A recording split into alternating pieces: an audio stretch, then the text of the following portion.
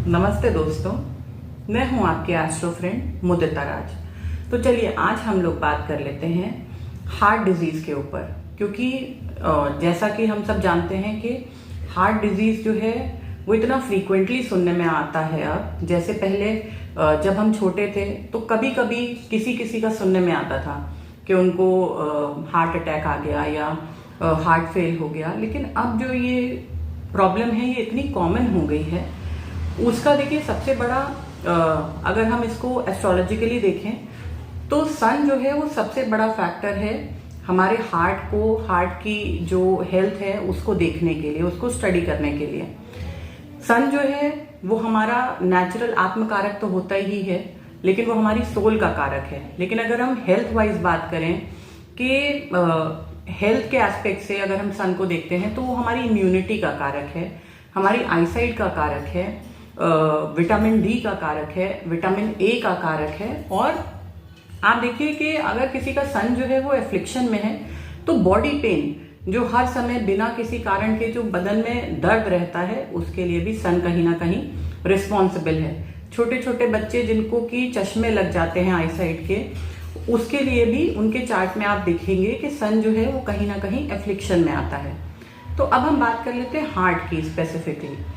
देखिए हार्ट को अगर हमें देखना है तो हमको 4th और 5th हाउस जो है उसको देखना पड़ेगा, हमें सूर्य को देखना पड़ेगा, और उसके अलावा हमको विशाखा नक्षत्र जो है उसको भी देखना पड़ेगा।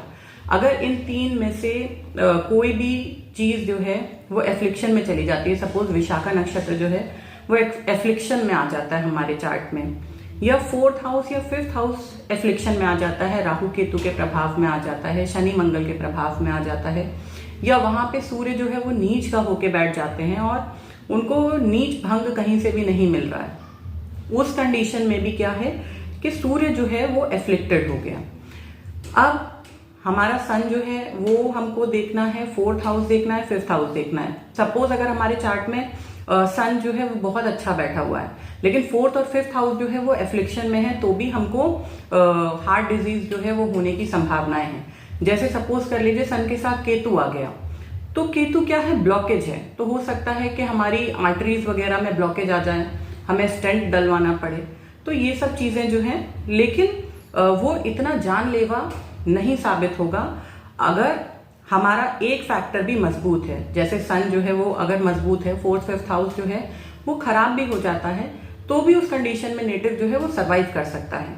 अब देखिए एफ्लिक्शन का मतलब अगर स्पेसिफिकली मैं बात करूं तो या तो सन जो है वो नीच का हो जाए, 6, 8, 12 में चला जाए, या राहु केतु के प्रभाव में आ जाए।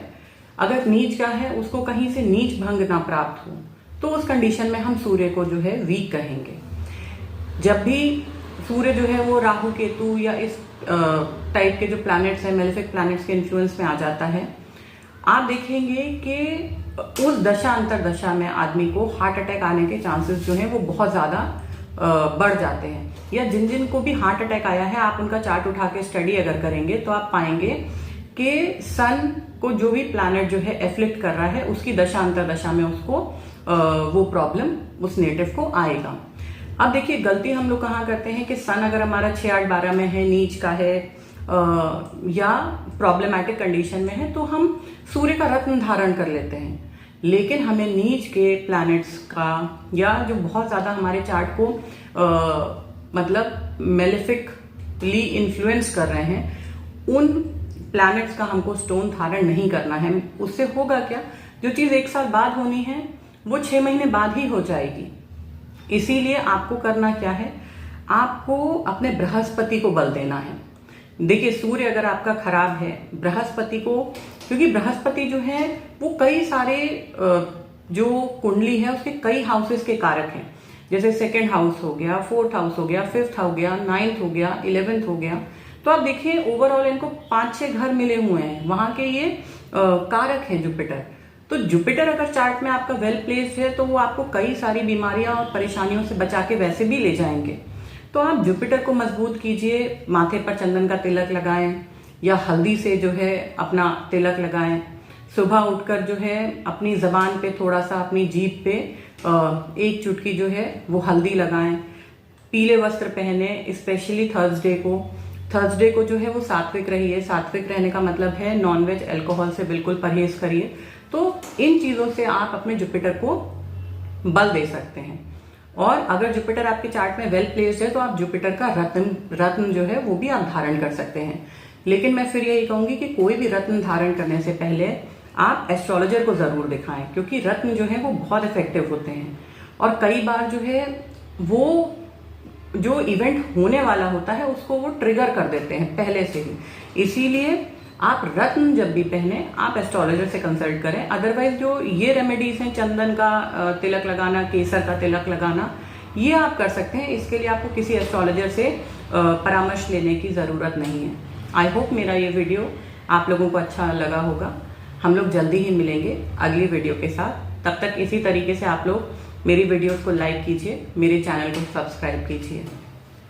धन्यवाद।